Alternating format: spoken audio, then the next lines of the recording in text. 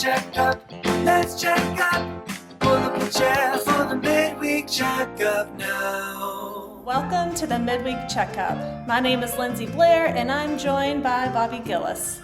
This past Sunday, this very fellow preached verses 17 through 31 from Mark 10. I said that if we trust the King, we will gain the kingdom. So we must ask ourselves, do I trust Jesus? How do I know I trust Jesus?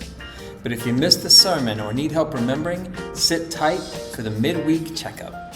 We began by noting that Jesus is talking with a rich young ruler who has kept the Jewish law from his youth. The disciples would have seen his prosperity as a sign of God's favor on him. But Jesus, who loved him, tells him to give all of his money to the poor and follow him. At this, the young man went away grieving. Jesus said it's easier for a camel to go through the eye of a needle than for a rich person to enter God's kingdom. But why so strict with the man? Jewish law didn't make this demand, nor did Jesus require it of anyone else. In fact, when Mary of Bethany later pours expensive perfume on him, and the disciples say she should have sold the perfume and given the money to the poor, Jesus defends her.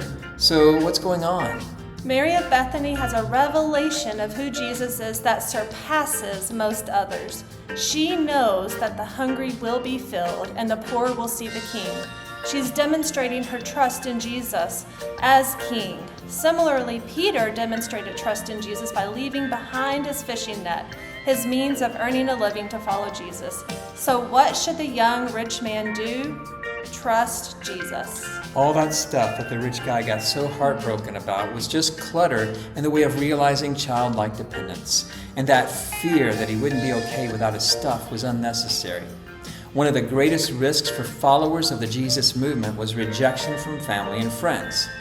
Jesus is bringing us into a new family with one Father that shares what they have, will lovingly work to alleviate poverty, and will walk with you through the persecutions and troubles in this life.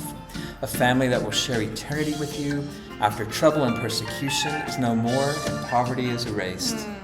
The rich young ruler wasn't just used to being rich, but being in charge. If he gave riches to the poor, he'd be putting himself into a position of dependence on God's family. It's not just that he would no longer be rich, it's that he would no longer control his own destiny. The best of your trophies and accomplishments will fade. Don't get so attached to them that you cannot give them up, because ultimately they will not last. Trust Jesus. So I requested you ask yourself two questions. First, do I trust Jesus? Second, how do I know I trust Jesus?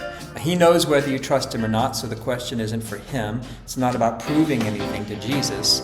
But you may not really know until you step out in faith in some way and see how that makes you feel. It could be a big thing or a small thing related to money or possessions, or it could be something else. How can you orient your life around following Jesus like Peter? How can you pour your sacrificial offering of worship on Jesus like Mary? If you don't know, ask him. He loves you. And this Sunday, we will learn more about the descent to greatness in our series from the Gospel of Mark called Kingdom Living. And in Bible Fellowship, we'll continue our Lenten season discussion of the Psalms. Join us and bring a friend.